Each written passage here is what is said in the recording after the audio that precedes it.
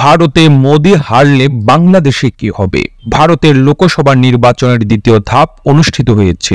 7 ধাপে অনুষ্ঠিতব্য এই নির্বাচনের প্রথম পর্যায়ের ভোট হয় 19 এপ্রিল এবং সেখানে 102টি নির্বাচনী এলাকায় ভোট অনুষ্ঠিত হয়। দ্বিতীয় দফায় 26 এপ্রিল 89টি নির্বাচনী এলাকায় ভোট অনুষ্ঠিত হয়েছে। চতুর্থ দফায় ভোট হবে 7 মে, সেখানে 94টি আসনে ভোট গ্রহণ হবে এবং সপ্তম দফায় ভোট অনুষ্ঠিত হবে 1 জুন।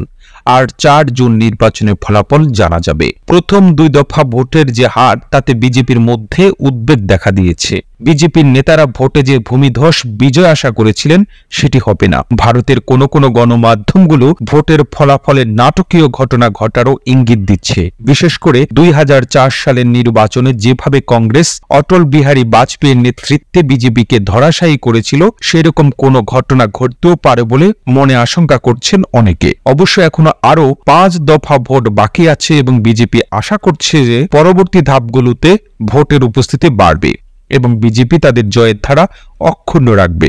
নরেন্দ্র মোদী ভোটারদের ভোট কেন্দ্রে যাওয়ার জন্য বারবার আহ্বান জানাচ্ছেন। ভারতের নির্বাচনের ফলাফল কি হবে তা বোঝা যাবে আগামী 4 জুন। কিন্তু এখন পর্যন্ত যে ভোটের হাওয়া লক্ষ্য করা যাচ্ছে, তাতে এটাই স্পষ্ট যে ভোটের আগে নরেন্দ্র মোদীর নেতৃত্বাধীন বিজেপি জোটে যে নিরঙ্কুশ বিজয়ের ধারণা করা হয়েছিল, সেটির বাস্তবতা নাও পেতে পারে। আর এই কারণেই মোদী যদি শেষ পর্যন্ত পরাজিত হন, তাহলে সেটি হবে ভারতের রাজনৈতিক ইতিহাসে একটি বড় ব্যতিক্রমী ঘটনা এবং এটি হবে ভারতের নির্বাচনের সবচেয়ে বড় চমক। এখন যখন ভারতের নির্বাচনে একটি হাড্ডাহাড্ডি লড়াই বা অনিশ্চয়তার ফলাফলের শঙ্কা জেগেছে, তখন প্রশ্ন উঠেছে যে বিজেপি যদি এই নির্বাচনে পরাজিত হয়, তাহলে বাংলাদেশে কি হবে? গত 2টি নির্বাচনে ভারতের বিজেপি সরকার বাংলাদেশকে নিরঙ্কুশভাবে সমর্থন দিয়েছে। 2018 এবং 2024 নির্বাচনে আওয়ামী লীগ সরকারের প্রতি অকুণ্ঠ সমর্থন জানিয়েছে বিজেপি সরকার। বিশেষ করে 2024 নির্বাচনে ভারতীয় সরকারের পরিপূর্ণ সমর্থন ছাড়া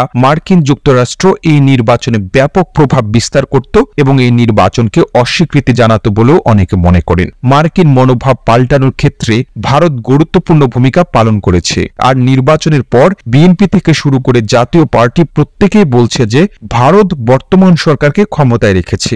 যদিও এরকম অভিযোগকে আওয়ামী লীগ অস্বীকার করে এবং আওয়ামী লীগ মনে করে যে জনগণের ভোটে তারা নির্বাচিত হয়েছে, কিন্তু ভারতের সঙ্গে সম্পর্কের বিষয়টি আওয়ামী লীগ বা বিজেপি কেউই অস্বীকার করে না। এখন প্রশ্ন হলো, যদি বিজেপি পরাজিত হয়, ইন্ডিয়া জোট ক্ষমতায় আসে, তাহলে বাংলাদেশের সমীকরণ কি হবে? কূটনৈতিক বিশ্লেষকরা বলছেন যে বর্তমান সরকারের জন্য সমীকরণের কোনো পরিবর্তন হবে না, কারণ ইন্ডিয়া জোটের সঙ্গেও আওয়ামী লীগ সরকারের একটি সুসম্পর্ক রয়েছে। ইতোমধ্যে ইন্ডিয়া জোটের প্রধান দল কংগ্রেস তাদের নির্বাচনী ইশতেহারে বাংলাদেশের সঙ্গে সম্পর্ক উন্নয়নের বার্তা দিয়েছে। অনেকে মনে করেন যে এখন ভারতে কট্টর হিন্দুত্ববাদী মনোভাবের কারণে সীমান্তে অস্থিরতা তৈরি হচ্ছে, মুসলিম বিদ্বেষী বক্তব্য রাখা হচ্ছে, যার ফলে বাংলাদেশের মধ্যে একটা ভারত বিরোধী মনোভাব তৈরি হচ্ছে। শেষ পর্যন্ত যদি নরেন্দ্র মোদী জেতে, তাহলে এই অবস্থানের পরিবর্তন হবে, 2 দেশের সম্পর্ক আরো বিকশিত হবে বলেও মনে করছেন সংশ্লিষ্টরা। এই প্রতিবেদন তৈরিতে তথ্য ও উপাত্তের সাহায্য নেওয়া হয়েছে জাতীয় গণমাধ্যম বাংলা ইনসাইডার থেকে। আর এতক্ষণ আপনারা সঙ্গে ছিলেন বিশ্ব বাংলার। এভাবেই সঙ্গে থাকুন। আমরা তো ফিরছি নতুন প্রতিবেদন নিয়ে। সবাইকে বিশ্ব বাংলার সাথে থাকার জন্য অসংখ্য ধন্যবাদ।